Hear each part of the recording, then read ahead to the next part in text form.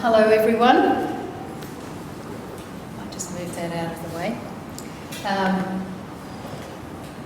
I'm delighted to be able to talk on a subject that's very close to my heart. I hope that by the end of the presentation you will have all learnt at least one interesting fact or been given one useful idea, and if you haven't, I recommend that you ask for your money back. So, without more ado, I'm going to give you a widespread assumption that hormone change sweet children into unpredictable and impossible teenagers who do unexpected and sometimes dangerous things. And the evidence, unfortunately, for this assertion and almost belief is close to being non-existent. I'm sure that most of you have probably had occasion to read Maurice Sendart's Where the Wild Things Are. And in fact, Maurice was writing, I think, about early adolescence and the rise in emotionality, the pushing the boundaries, but the fact that he actually came home in the end and I think had a warm supper after having had a fairly difficult time, or well, he had a good time with the wild things. Now, there are lots of hormones that change during puberty, and I'm only going to talk about two: testosterone, which is the main hormone in boys, and estradiol, which is the main hormone in females, to try and keep it nice and simple. Now, I'm going to be talking about two really universal and memorable life events, because I can guarantee that everyone in this room has actually been through puberty. Congratulations. And has also survived adolescence, which is a longer period of time. That's your second decade of life. And puberty is a simply physical event, whereas adolescence is a much more complicated event because it's talking about the inner world of psychology, the outer world of community and the family. And as you'll see later, there's quite a bit about cognitive or brain function as well. Now, if I asked you to put your hands up, but I won't, I don't think anyone would dare have another go at puberty, because I certainly wouldn't put my hand up again. But I bet that some of you might like another go at adolescence. Could be fun. You might be able to do some more risk-taking. You might have worked out what your true boundaries were. And so this is what I want to talk about tonight. 4 questions which have ideas in them about what do we know currently about how puberty hormones affect teenagers' behaviour? Does it really make them crazy? Why has it been so difficult to get the evidence? Because I'm going to tell you there's not a lot of evidence. What would a good study look like to try and answer the question, do puberty hormones make teenagers crazy? And without being immodest, this is the Archer study. This is my study with a large number of other investigators. And then to finish off, because I suspect some of you might be here just to understand how we can help young people now, and it may be young people in your life or young people in your medical practice. And so we did a systematic review of the literature before we started this particular study on puberty hormones. And Ben Balzer is in the audience, a medical student who's researched with me for about 4 years now, and Sally Duke, who's not here but works as an adolescent endocrinologist. And together they looked at 18,000 titles of scientific journals. They reduced this down to a number of 45, which seemed to have something to tell us about puberty hormones. And their conclusions were that there's some evidence to suggest that estradiol, the female hormone, is associated with depression and mood variability, but there's really no evidence to link testosterone in adolescence with mood or behaviour. So it's sort of fairly surprising. And in fact, we had difficulty publishing these because our peer reviewers also thought it was surprising. Now, peer review is anonymous, so I'm not saying grumpy old men were the ones who actually gave us these comments, but the comments we got were their conclusions cannot be correct.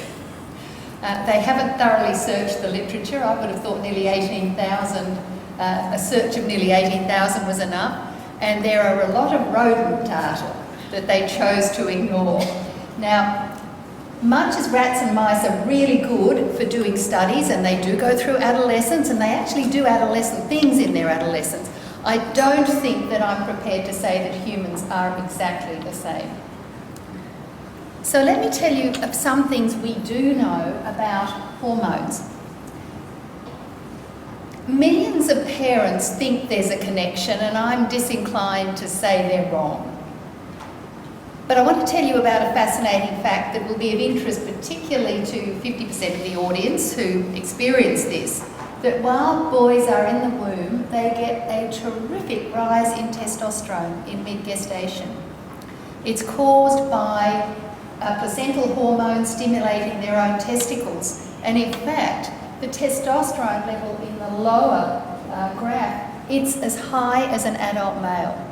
And this really imprints the brain in a number of ways and explains why there are generally gender differences in, or more behaviours are more likely to go with one gender than another.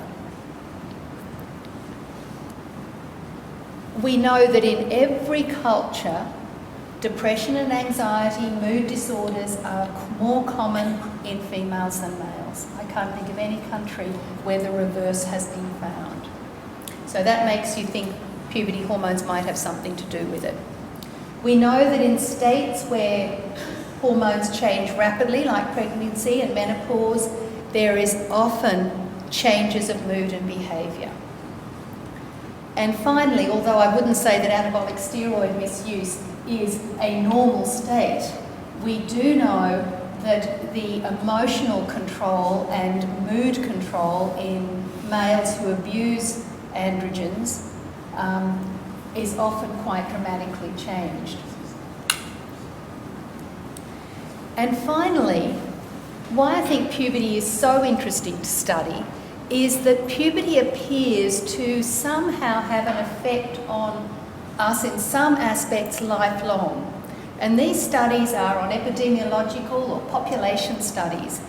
And of course the history of puberty is recalled, it hasn't been measured, but we know that in girls who have an earlier onset of puberty, they're much more likely to be depressed, have eating disorders, be overweight and get breast cancer. So there is something about puberty that is causing changes that are not limited just to adolescence. And in boys who are later developers, they seem to be at higher risk of anxiety and lower bone density. So it's interesting, we don't really know the mechanism, but I think puberty certainly hangs over us for longer than just the 2 or 5 years it takes for us to go through. So it's 2014. We've been able to measure puberty hormones since 1970 odd. Then we've got better with time. So why is it so hard to get this sort of evidence? And I love this word, ephebophobia.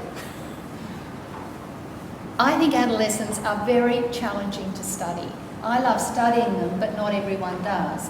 And ephebophobia is a fear of adolescence or youth, for those who know their Greek. And I think some people really find them quite challenging and worrying to even study. We know that their priorities in life are certainly unlikely to be those of the researchers. Middle-aged people with blood pressure, they sign up to trials of blood pressure medication because it's in their own interest, so it's going to be helpful. But adolescents generally are interested in things other than what researchers are interested in, and many adolescents, most of them, do not want to hear the P word. Bad word, puberty. Definitely don't want to hear it.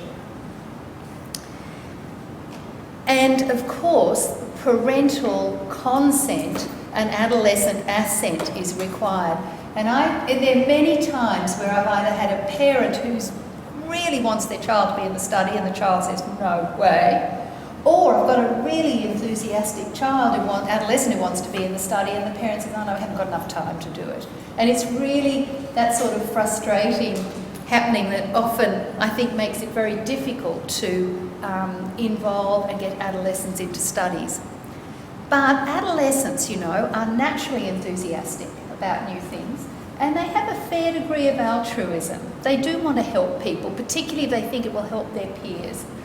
And also, to study them, you need time and flexibility, and that means that study programs tend to go a lot longer than you plan. And I'll show you some of our data, which just shows you what you have to do to study adolescents. The other thing I think that is important is that adolescents have actually suffered by not being a research focus. Our big research focuses, or foci for those who would prefer, have been young children where there have been enormous gains in health and well-being through maternal care, better nutrition, immunisation programs. But the sad thing is that the health and well-being markers that have been achieved in early childhood start to fall off in adolescence. Things start to go off the rails. So we really need to understand about adolescence. And of course, a lot of money goes into research, a lot of time into diseases of ageing, because quite rightly so, an ageing population with increased illness, it makes sense to try and intervene early and prevent the conditions of ageing. And of course, as we all age, we become more and more interested in that area. So, why do we need to know about puberty hormones? And why do we need to understand adolescence better? Now, everyone who knows me knows that this is a bee in my bonnet, something that I get really irritated about, and I call it the peddling of puberty pseudoscience. And I want you to take a little bit of time to read this. It just picked off the internet. I have hundreds of these quotes. And so we've got a mother sort of blogging on the internet about her son. She talks about scientists, but there's no reference to who these might be. She talks about a non-existent surge of hormones, and puberty hormones don't surge. They gradually rise. The hormones that surge are things like adrenaline. You know, when you get a fright, adrenaline comes out straight away, but puberty hormones are slow to rise.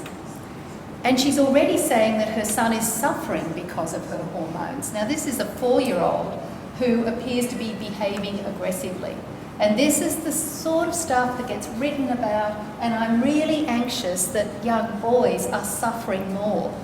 This idea that they're generally more rough and tumble behaviour, there is something wrong, are very low, very much the same as testosterone levels in little girls, because both boys and girls have testosterone and estradiol, and when they're 4, both those levels are very low. So really makes me want to scream, hence the artwork from Munch. We have certainly come to understand that the second decade of life, or adolescence, is really important to lifelong health. 2/3 of adult morbidity and mortality, that is illness and death, originates in adolescence. That's 2/3, starts off. They might not get that until later on in life, but it starts very early. And the big problems, the big health problems in adolescence are mental health. It covers about 50%. And some of you may have heard Ian Hickey's presentation a couple of weeks ago. Health risk behaviours and chronic illness, because we are now seeing more and more young people living through childhood chronic illness and growing up to be adults because of advances in technology. But in adolescence, the commonest cause of damage to health and death is injury and poisoning, and that is all the way across the globe. And so much of this is preventable, and it's preventable if we could prevent it, some of the very lifelong implications that this has for not only the individual but for the community, because every time you have a young person who's unwell and remains unwell, they are unlikely to be able to contribute socially, financially to community in the same way. And World Health Organization took this very seriously, and this is a really fabulous, if you're interested, it's called The Health of the World's Adolescents, Second Chance in the Second Decade, and it's a lovely interactive presentation that details a lot of what I really can only skim over today. And so let me sort of introduce you to our thinking, and you've met, I hope, some of my research team at the back. I'll explain a little bit more what they have done. But this is the way that we like to think about adolescents coming into young adulthood. We split adolescence into 3 stages, and there's nothing new about this. This is a fairly traditional view, with mid-adolescence being the classic adolescent period when everyone says, oh, they're acting like an adolescent. They're actually usually talking about 14, 15 and 16-year-olds. And a few adults who've never grown up, but basically they're talking about mid-adolescence. And this idea of mid-adolescence was first talked about by Granville Stanley Hall, a psychologist, in 1901. And he called it Sturm und Drang, which was storm and stress. And I think it's probably a very good description of mid-adolescence. And I don't think adolescents remember it as storm and stress as much as their family do. But it certainly reflects the tumultuous and ever-varying pattern of adolescent life and behaviour. And so I'm going to describe some of our research which is about early adolescence, where the young person is slowly moving towards growing up and becoming a fully functional adult. But for early adolescence, the big events are puberty and growth. And also probably another big event is moving into education and more formal roles within the family. And I'll come back to that when I describe our Archer study. We are working on the evidence that we have that from mid-adolescence, this is where trajectories or pathways in health really start. And that's why the World Health Organization talked about the idea of second decade, second chance. If you can get it right in adolescence, you stand a much better chance of ultimately working out as a really good and fully functional and healthy adult. Now I'm going to see if the mouse works. It does. Because I want to explain these just a little bit. Because what we think on the data is that for many adolescents, they actually have a pathway, a health pathway, that is really quite reasonable, and they come out of mid-adolescence in reasonably good shape. If they are in a community where families are supportive, where health systems are good. We certainly know that for some adolescents, there is a transient deterioration in physical or mental health or health risk behaviours, which really put them at high risk. And we need to understand why those young people who have a transient decline, why are they different from the young people who continue to have a decline in health and well-being.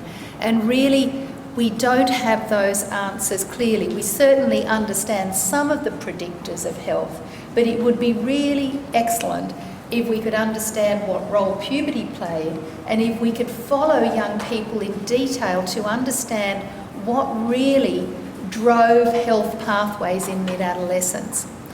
I haven't got a group up there which I think is really interesting. I think there is a small group of adolescents who actually improve health and well-being during adolescence. And those are likely to be young people who, as autonomy and independence emerges, they are able to bring themselves out of circumstances which were not good. And it may be social circumstances, educational circumstances where they live, people around them, but they are actually managing with their own independence and resilience to actually improve pathways during adolescence. And then as we move on to later adolescence and emerging adulthood, which is 17 years and onwards, it may not surprise you to know that in fact what's happening in later adolescence and young adulthood is generally health predictors, health determinants are often worse. They're drinking more, they're doing more drugs, they're less physically active, their diet is worse, their mental health often is worse than adolescence, certainly when we're starting to look at the psychoses. And so that's why it's so important to understand what's happening in early adolescence that allows them to get into middle adolescence with some protective features for their health, and how we can support them through mid-adolescence and into later adolescence and adulthood. Now, there are so many determinants of one's health and well-being. There are a lot of endogenous features, the sort of person you are, the personality you have, whether you're an optimist or a pessimist. But things like sleep, brain development, whether you live in the country or the city, whether you're Indigenous or not, whichever country you're Indigenous to, education and social fabric are all very important, and they all need to be taken into account when you're trying to assess a young person's health. And that's why I think it's so difficult to research adolescent health, because you need to look at it longitudinally through 10 years that are rapidly changing, with puberty hormones in the mix and a whole lot of tasks that adolescents need to achieve to become fully functioning adults. And so I'd like to move on to the Archer study, and we have some of the investigators here. In fact, I was going to be doing this study with another co-investigator, Professor Catherine Hawke, but she's actually up with the Dean in Vietnam as well. Now, the Archer study is the adolescent rural cohort, hormones, health, education, environment and relationships. And it's a long-term study, longitudinal, over 3 years, and we hope to extend it from early adolescence into mid-adolescence. And our hypothesis is that early rises in puberty hormones and those who travel rapidly through puberty, have a very rapid change in puberty hormones, are the ones that puberty really disturbs the most. And we believe that if we can show that to be true, that teens themselves, parents, teachers and health professionals are actually quite good at picking these states. Whether they're a rapid traveller, like the express train that arrives early and gets to Wollongong on time, or if it's the slow train that goes every stop between Sydney and Wollongong, or if it's a train that's very late and really takes a long time, much longer than expected, to get to Wollongong. That's the variety of puberty. And we would never, ever, ever suggest that we would manipulate normal puberty. And that would be a crazy idea. As an endocrinologist, I could do it. And we certainly manipulate puberty in young people who come into puberty too early, maybe at 3 or 4 or 5. And then we can manipulate it. But I'm not talking about manipulation, I'm talking more about identifying puberty patterns, hormone patterns that are more at risk. And so we spent a lot of time working out the best way to do the Archer study. And this was our problem. And this is what I call, if there are any medical students in the audience, puberty has a 20-30 rule. Hormones increase 20 to 30 times. That's an awfully big increase. If you have an overactive thyroid, your thyroid hormones have probably just doubled and that's it. So I think teenagers are remarkable in their ability to actually withstand such an enormous increase. Testosterone and estrogen, and the height increases by 20 to 30 centimetres and weight by 20 to 30 kilograms. And that is achieved, as I've shown on that growth chart there. We're growing the fast we ever grow in the womb, because in the womb in 9 months we're growing at a rate of about 70 centimetres a year. That's fast. So when you're born you start to slow down, and this is the nice sort of childhood, steady as she goes. Girls tend to have their growth spurt earlier, and so they finish growing earlier. Boys keep growing longer and have a larger growth spurt, and that's why in every community males on average are taller than females. And it's simply due to puberty hormones, which are really the same around the world. Puberty starts in the brain. We still are not completely clear as to how the brain decides when it should come into puberty. Testosterone and estradiol go to every part of the body. Every cell in the body has receptors that recognise those hormones. And our big problem when we're trying to work out the effect of puberty hormones is we have not been able to measure the low levels that we start with and the tiny increases that occur early on in puberty. And it's only recently that we've really been able to develop these methods. The other complicating thing is that not everybody goes through puberty at the same time. In a girl, it can start between 8 and 13, in a boy between 9 and 14, and it can vary between 2 and 5 years. And so you immediately see the enormous variation. And so you can't assume that one teen's experience of puberty hormone change is the same as another. And you can't use a birthday age to tell you, and we know that really well, don't you? You could have an 11-year-old boy and an 11-year-old girl. The 11-year-old boy looks as though he should be in second class, and the 11-year-old girl looks 15 or 16. What fascinates me is that teenagers cope really well with this. You know, they don't mind that their peers sort of look a bit different. They accept that there will be a time when there's great variation in physical appearance. But adults just don't get it. And they use height to actually assume age. And so I have many distressed patients who are early developers, who are tall, who say, I wish people would treat me like a child. They expect me to be grown up, and they tell me to stop behaving badly, when in fact I think I'm behaving like everyone else. And then there's the really late developer who says, I'm really fed up. Everyone talks down to me like I'm 8 years old and I'm 14. And so it's really us grown-ups who actually sometimes make the mistake of assuming everyone looks the same, if everyone looks the same at a certain age.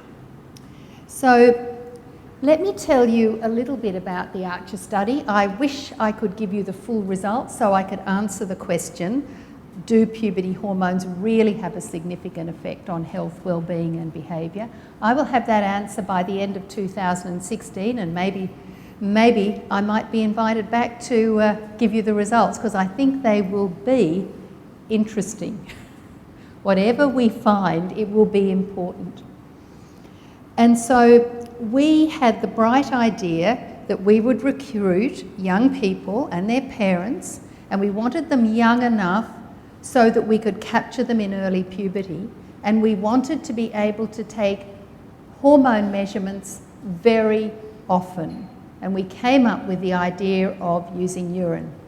Saliva we dismissed because saliva is not very good at actually detecting very low hormone levels, and it can be rapidly contaminated with blood that messes the whole thing up. If you've eaten some chips or crunchy crisps, you will get some loss of blood from the gums. You won't be invisible, but it will contaminate the saliva. And of course, by making this decision, we had 6,000 urine and blood collections to do over 3 years. And that's quite a lot. And we decided to do the study in Dubbo and Orange and surrounding areas. We had great infrastructure and support from the School of Rural Health. We had some captive medical students who were living on site, so they were useful to help us out. We had an incredibly engaged local community, because I can tell you that rural people are constantly anxious about lack of resources, whether their teenagers are going to grow up healthy, whether they're going to leave home and not come back again. There's a lot of anxiety, whether the services are there that they need. And so there was a great enthusiasm in the community to actually learn more about adolescents. And we were also able to include Indigenous young people, and we have 10% of the cohort is Indigenous. So we also got the right investigators. You'll see there are an awful lot of investigators. I can't discuss them all by name. I do want to mention Catherine Hawke, who is at the top of your screen. I'll see if I... Anyway, Catherine is at the top of your screen to your left. And she is our investigator on site. She works out of the School of Rural Health in Orange. She's a fabulous networker and organiser. And if we didn't have Catherine, we wouldn't have a study. There are two other people I'd like to mention, and Rachel Skinner's in the audience today. Rachel is an adolescent physician with a wealth of experience in cohorts and also risk behaviours in young people, and I value her advice greatly. The gentleman there is Professor Philip Hazel, who is a psychiatrist, and Philip always keeps me on track by being sensible, and he's also a frustrated journalist, and he's excellent when it comes to grant writing time, because he has a beautiful turn of phrase, and if you can't think of a way of writing it, Philip will come up with it. I also want to thank on this side Dr. Margot Rawsthorne, who's a social worker, and Professor David Bennett, an old mentor of mine and an adolescent physician, and they ran the community engagement program for us. And I don't think we could have managed without all their ideas and processes of engaging a community. But when it comes to doing the hard work, you need a team on the ground. And there we go. Karen Paxton is our project manager. She's been with us from 2008 when we started doing the feasibility studies. It took us 3 years to work out the methodology that would work. And that really, unless you know exactly how you're going to do something, you will fail. We have Jay Simons, who does the work in Orange. Jay remembers every person in the study. I think she knows every child's birthday. Lisa Riley helped us with recruitment. And all these three are actually local Dubbo and Orange people. So they know the community and the community knows them. Georgina is our fantastic statistician, and Helen Cheng, who's also in the audience, she's helping us out with some of the statistics and thinking about the next Archer study. So we have a small team, but an incredibly dedicated team, and I really have to mention those all in person. It's really hard to get 350 adolescents and their parents together and to keep them engaged. And we took over 2 years to recruit those adolescents. 3 a week is the rate. We figure it cost us $700 per participant to recruit. That is staff time, travel time, engaging time, going to schools, going to the community. We did 57 school presentations and 48 community presentations in that time. And the researchers made up nearly 5,000 information packs, which contain an expression of interest and explain a bit about the study and encourage people to find out more. And with Christina Amon is also in the audience today, and her poster is up there, and that just shows the number of events be it school visits, community events. We must have gone to every sporting event in Dubbo and Orange, archer events, I'll describe in a second because they are really good fun, and print and electronic media, and Christina's real experiences in social media. And we have a Facebook page which we use for engaging parents. We really can't engage 10 to 13-year-olds, obviously. And we actually asked young people what would keep them in the study. And we had some focus groups. You can see Karen in a white t-shirt doing a focus group with Spring Cooper, who worked with Rachel and who ran some focus groups, trying to get an idea whether young people would actually give us a urine sample every 3 months, and how would it work, and why would they do the research, and what would keep them in the study. And I think 2 things have kept them in the study. Parent support. We couldn't have done it without parents. And we have some parents who really bring them in from far out of town. But really what keeps the young people coming is that actually they feel they sort of belong to the study and the study belongs to them. And they feel that they're part of a bigger picture. And that is partly building resilience, because resilience in young people is partly feeling that there is something important and has meaning in life. And some of the quotes you'll see on the side, they do it for free actually. They get a movie ticket when they have their blood collection once a year, but that's all they get. And that's all the ethics committee says we're allowed to give them. $20, which is 2 movie tickets. We're now getting some of them into aged 15, so we have to make sure that we don't give the wrong movie tickets to the wrong age groups. But most of them, the young people say, I'd do it even if I didn't get a movie ticket. I'd do it even if you didn't have events or gatherings. But they did ask, could we have a party once or twice a year? And so I go out for those parties. I take about a week to recover after them. Can you imagine 300 screaming kids? Because they're allowed to bring a friend so that we don't have every kid at every party. The bottom picture shows a mini Olympics which we ran, and the top right shows the rush to a movie premiere in Dubbo where we took over the theatre, and they got to see a movie that was shown 2 weeks before everyone else got to see it. I usually go there as a doctor. I usually have to take band-aids because somebody always falls over. The worst injury we've had was a young girl who complained that 2 boys hit her with a jelly snake, so it hasn't been too bad. And I also have to arbitrate if there are arguments, or if kids don't want to go home when their parents come to collect them. I have to suggest that it's a good idea.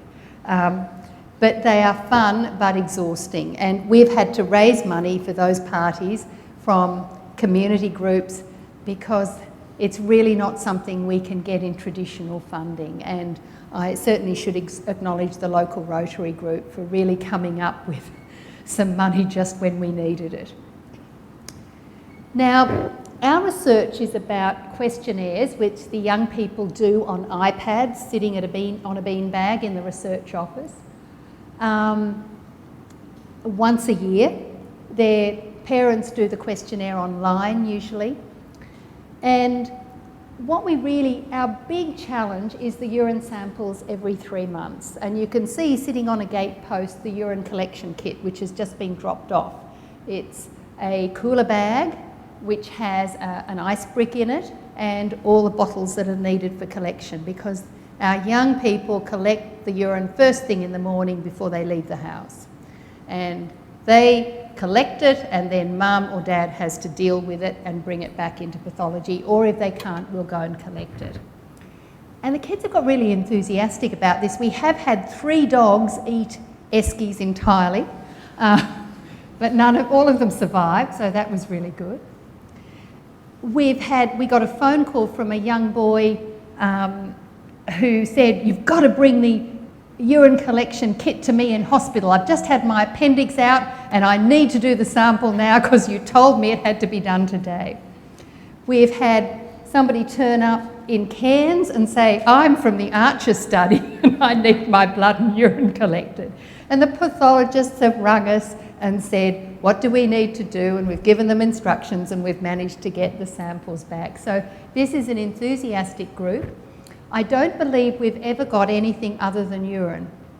In most urine studies, 5% of it is apple juice or somebody else's wee.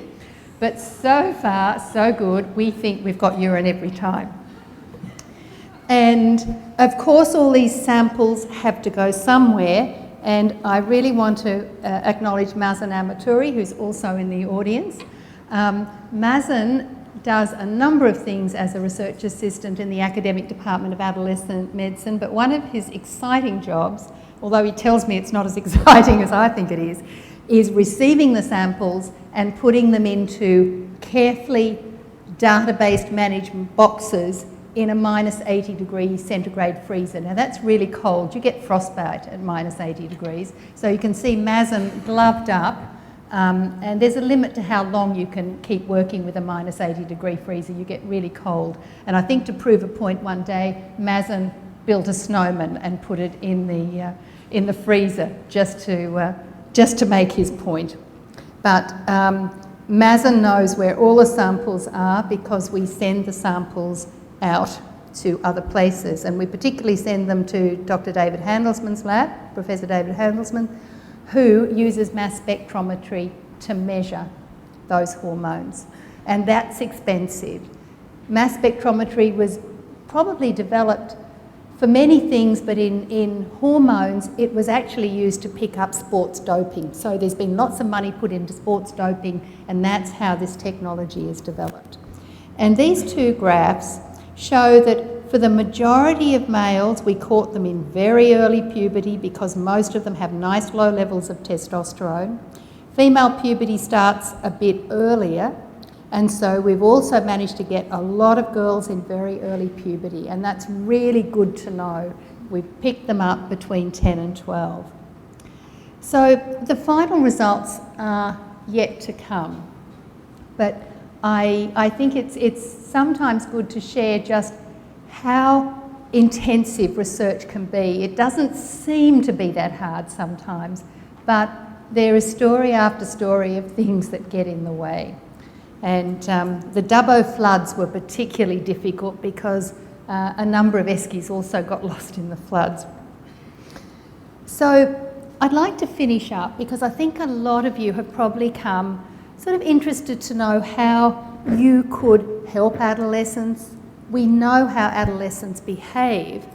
I hope I've convinced you by now that we really don't completely know the role of puberty hormones, but I think that we can make some comments, not so much relating to puberty hormones, but I think more relating to the developing brain. And we don't yet know how puberty hormones and the developing brain interact together.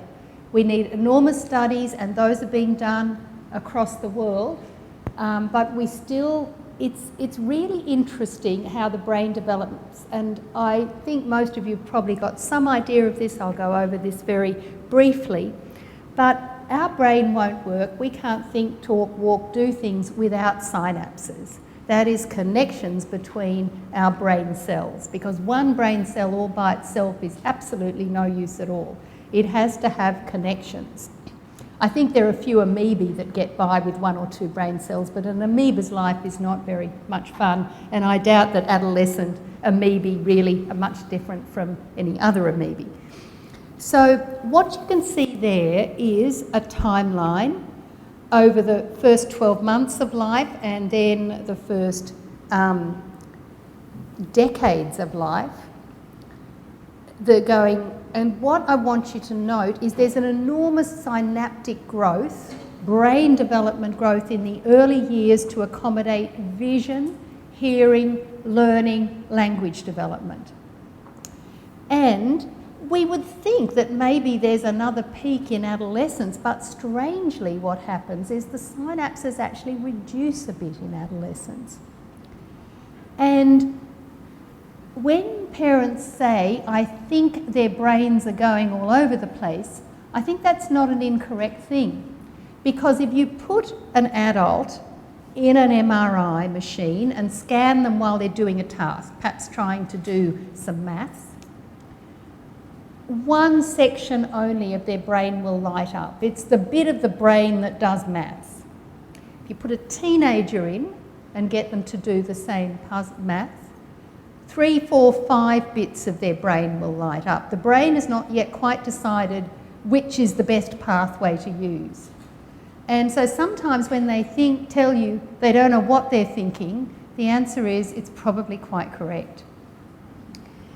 So over adolescence, the synapse numbers are pruned, reduced to create the optimal pathways.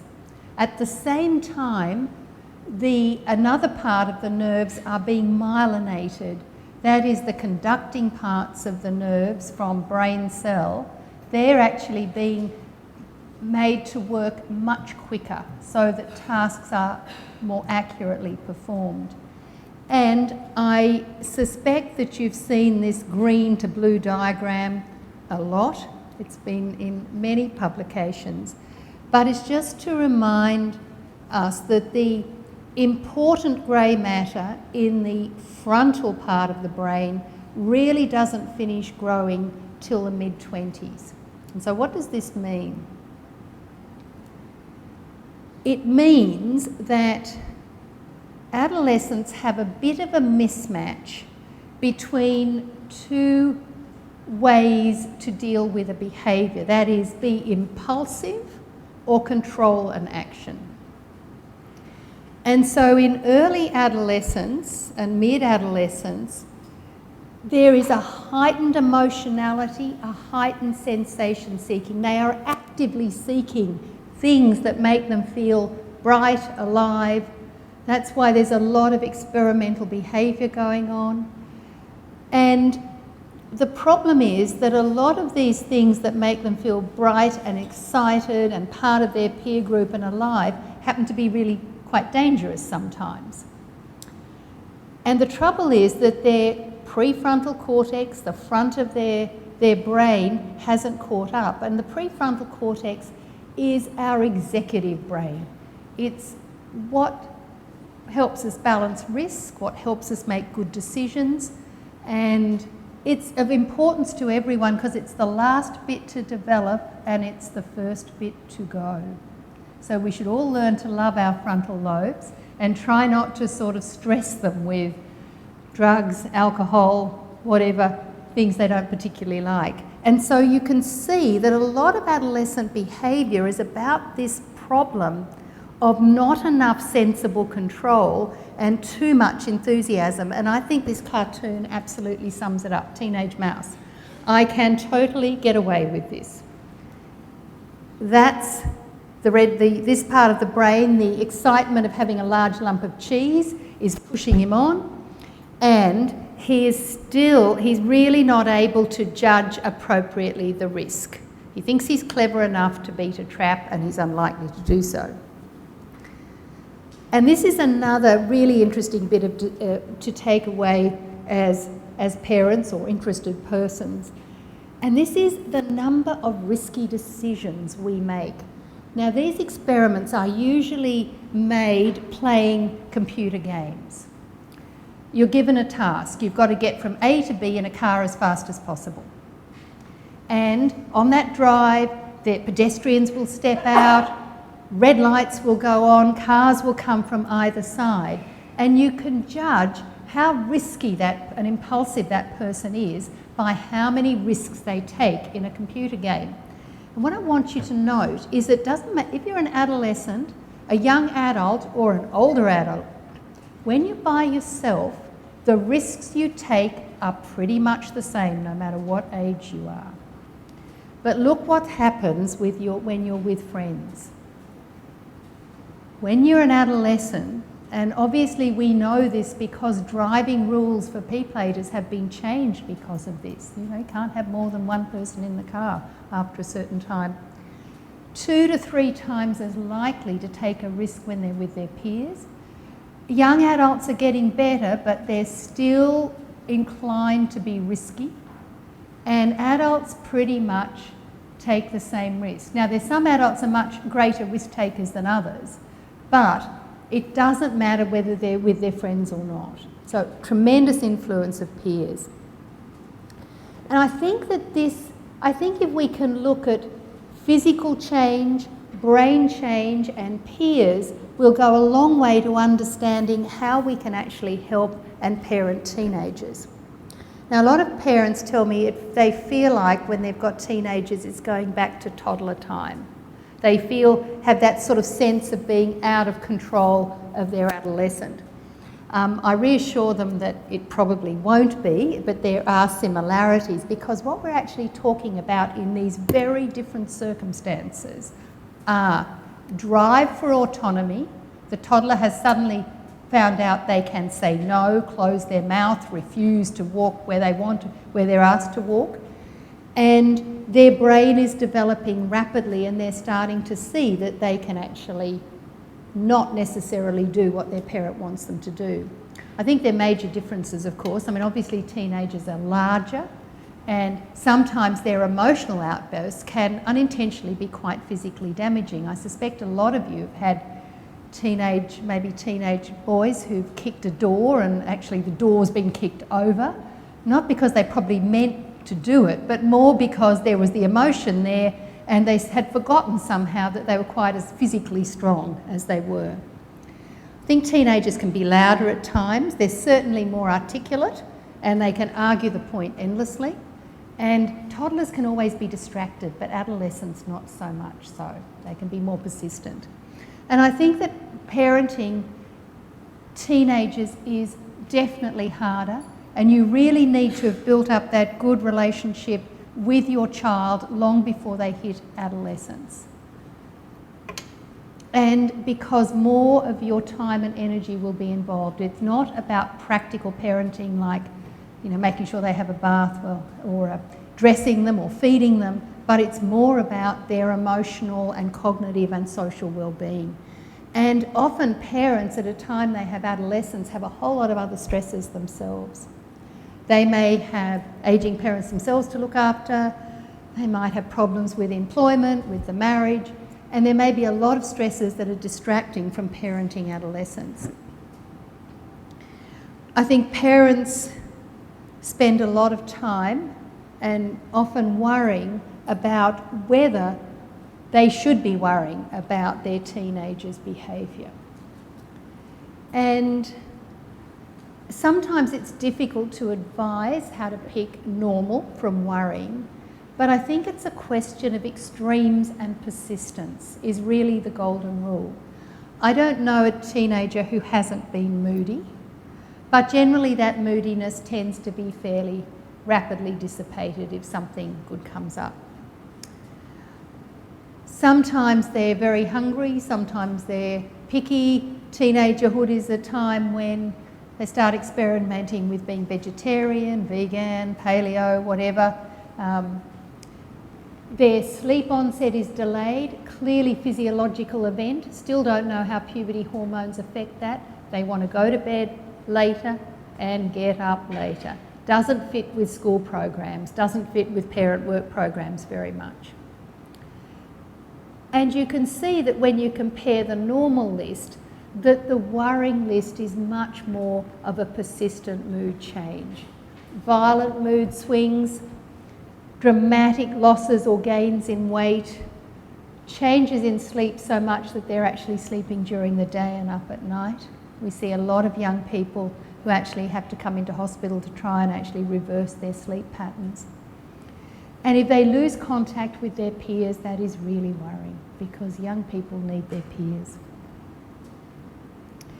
So if you're a parent, I don't ask you to put up your hands as to which group you think you're in. I'm sure you're all in the authoritative yellow group, which is the right one to be in. But we see a lot of parents who actually struggle with parenting. Some are just plain authoritarian. They just like to tell their kids what to do, and you do it because I say so. And that never gets anyone anywhere when you're trying to parent an adolescent. Then we've got the sort of very chaotic parenting, which we also see a lot because those are usually adolescents who have drug or alcohol affected parents, who really do not have the insight, the energy or the ability to actually parent them, and where kids are often having to stand in as the parent. And then there's the parent who wants to be their teenager's best friend. Very warm and loving, but they're also a little overly permissive. You know, anything you want to do, and oh look, I'd like to do it too. And the one rule about parenting is you are a parent. You are not your child's best friend. And I always shrink when a parent tells me that they're child's best friend, because that is really sad. Their best friend should be their peers, and they should jolly well be being a parent. And so authoritative parenting, I think most people, if they want to, can learn to be an authoritative parent, but it's obviously a lot easier if you've had modelling of authoritative parents by your own parents. So people who struggle to parent are often those who've had not a great parenting experience. And I think none of us have a perfect parenting experience because our parents were people as well, and people with all their faults. But to be warm and involved and responsive, really just being an extension of what you were through childhood, to being consistent in parenting. Because many adolescents tell me, I don't know what to expect. One day they're very nice and kind to me, and then the next minute they're screaming at me. I really don't know what they want me to be. There need to be clear boundaries. Everyone needs boundaries. Just because we grow up, it doesn't mean that we can do whatever we like. And by showing teenagers what are relevant boundaries and extending those boundaries as they grow up, that's proper authoritative parenting, which is allowing young people to experiment safely in being more independent and making their own decisions, but always knowing they've got somebody to fall back on. Now, briefly, I would ask parents to be very sensitive about physical change. This is a fairly scary bedroom door because it actually says that on the blues thing that intruders will be shot. I think I would be worried if I had a teenager who had that sign on his bedroom door for too long, although I did have a teenager who's now a young adult who did have that sign on his fridge when he was in college that trespassers would be shot. But please think very carefully about drawing attention to puberty change. Adolescents are terribly sensitive about it, and if you draw attention to it, be very much prepared to be misinterpreted, to have maybe yelling or crying, great upset. They do not want you to notice that they've got pubic hair or hair under their arms or they're starting to develop breasts. Please do not mention the puberty word to me.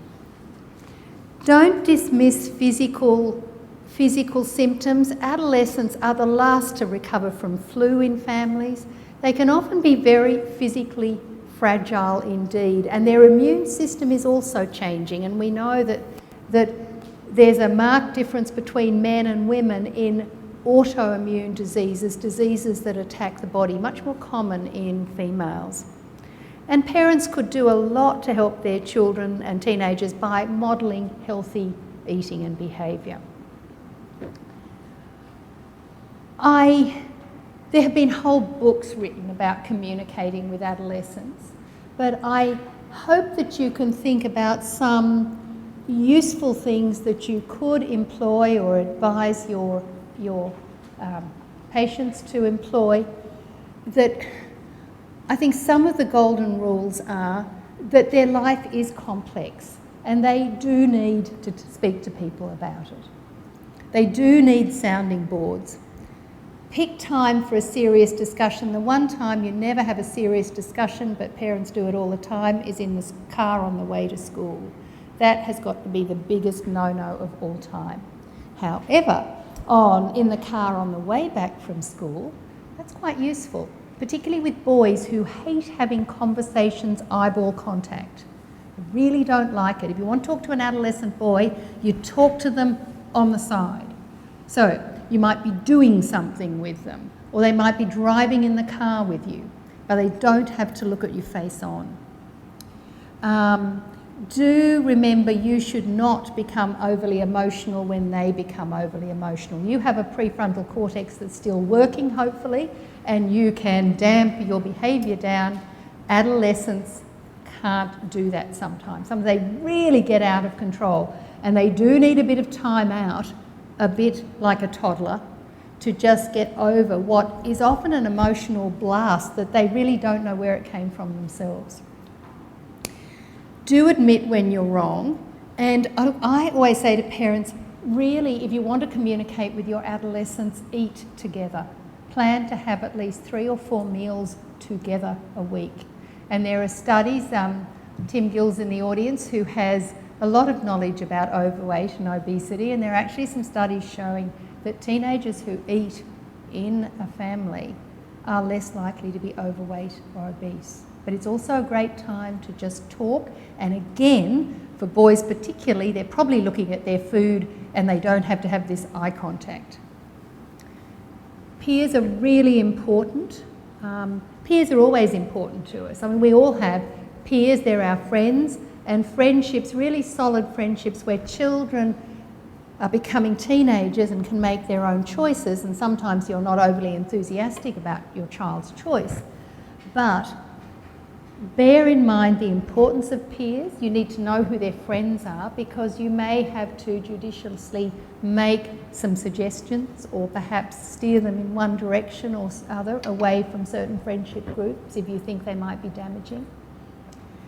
And try not to be a parent in front of peers. Adolescents just hate being put down by a parent in front of their peers. You can give them a sign that you're not happy, and then you can discuss it when you get home, and I think that's often the best way to do it. Don't mindlessly follow what they tell you other parents are doing, because how many of you have said to your parents, everybody's mother lets me do this? Is there anyone who hasn't said that at least once in their life? And really be realistic about the influence of peers. There are good friendship groups and there are not so good friendship groups. And finally, be aware that sometimes your teenager needs to talk to somebody else. As a doctor, I'm particularly interested in young people being able to talk to doctors by themselves. And young people prize confidentiality, and they really sometimes don't want to see the family doctor anymore. They're just afraid the family doctor will blab to their parents without even thinking about it. It's not you that's going to hear their deepest thoughts anymore. It's going to be their friends, but it's also going to be your friends. I think it's really important that adolescents get exposed to other grown-ups. They might start off being teachers and coaches, but then being exposed to other adults who they can talk to, and perhaps talk to things about that they would feel uncomfortable talking to their parents about. And really make sure they know where they should go or could go if they need help. And so, because part of growing up is having secrets from parents. You don't have to tell you everything anymore. And that's really quite distressing for some parents, particularly if they see themselves as very close and almost a best friend. Suddenly, they're not getting told anything. And so I hope in this sort of talk that's moved over a number of things, that I've convinced you that adolescent health is everybody's business, and it's really important business, and that we can't just close our eyes and hope that adolescence goes away, because if we do that, we run the risk of young people entering adulthood in less than a healthy state.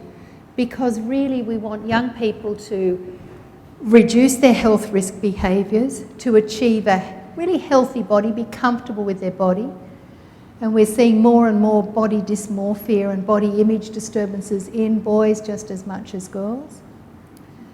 They need to be independent from families and they need to integrate with their peer group. That's two sides of one coin. We want them to stay in education because staying in education predicts good health and good social competencies, and finding their place ultimately in their community in a life that's fulfilling. And so there are so many things that we can do, not only as parents or as health professionals or just interested laypersons who have some contact with teenagers, to try and improve those health trajectories I was talking about. So thank you.